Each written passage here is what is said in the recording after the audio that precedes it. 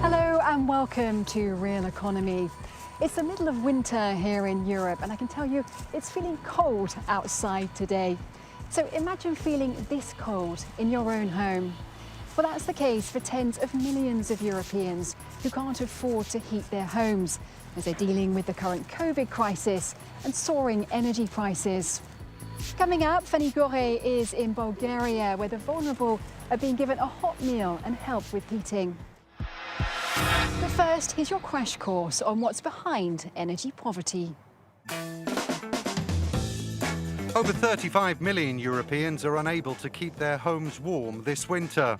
That's the equivalent of the entire populations of Greece, Portugal, Hungary and Ireland combined, having to decide between heating their homes and putting food on the table.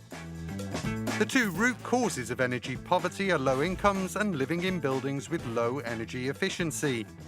Soaring fuel prices in Europe in recent months and the ongoing pandemic have exacerbated the problem, making it even harder for people to pay their bills. The right to access essential services like energy is enshrined in the European Pillar of Social Rights, a guide towards stronger social rights in Europe.